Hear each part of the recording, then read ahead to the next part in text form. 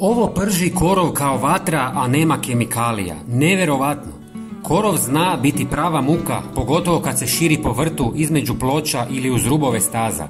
Ne samo da guši biljke kojima smo posvetili vrijeme i trud, već im krade vodu, hranjive tvari i prostor. Usto može privući razne štetnike i uzrokovati bolesti u vrtu. Većina ljudi posegne za kupovnim sredstvima, ali ono što piše sitnim slovima na bočici često ne pročitamo, a to su upozorenja o štetnosti po zdravlje i okoliš. Ta sredstva mogu zagađivati tlo, a nisu bezopasna ni za nas ako ih udahnemo ili dođu u dodir s kožom. Zato u ovom videu pokazujem jednostavan trik kako se riješiti korova bez ikakvih kemikalija. Riječ je o prirodnoj mješavini koju svatko može napraviti kod kuće, a rezultat vas može stvarno iznenaditi.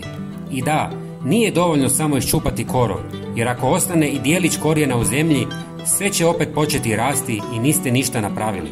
Zato je ova metoda puno učinkovitija i dugotrajnija. Obavezno pogledajte video do kraja kako ne biste propustili važne informacije. U videu ću vam pokazati nekoliko moćnih sastojaka koje možete koristiti samostalno ili u kombinaciji, a objasnit ću i zašto su toliko učinkoviti. Pomiješajte jednaku količinu vode i octa, primjerice po 300 ml. Ocat je poznat kao snažno prirodno sredstvo protiv korova jer njegova kiselina uništava biljna tkiva i brzo isušuje neželjene biljke. Najbolji učinak ima na mladi korov, a budući da ne sadrži štetne kemikalije, odličan je za one koji žele vrt bez otrova. Pazite da ga nanosite isključivo na korov jer može naštetiti i tlu i drugim biljkama. Zatim ubacite pola žlice ljute crvene paprike. Njezin intenzivan miris i ljutina djeluju odbijajuće na razne insekte, puževe pa čak i glodavce. Kad se rasprši po tlu, može iritirati površinu korova i usporiti njegov rast, osobito u kombinaciji s octom. Treći sastojak je žlica kuhinjske soli.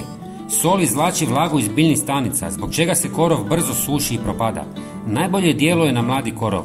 Važno je da ne stavljate po zemlji gdje planirate saditi jer može trajno narušiti plodnost tla. Na kraju dodajte još jednu žlicu običnog jestivog ulja. Ono pomaže da se prirodni sastojci dulje zadrže na listovima i time pojačava njihovo djelovanje.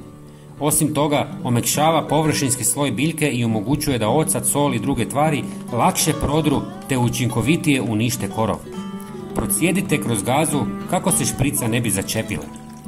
Prskajte korov isključivo kada je najjače sunce i rezultati najbolji.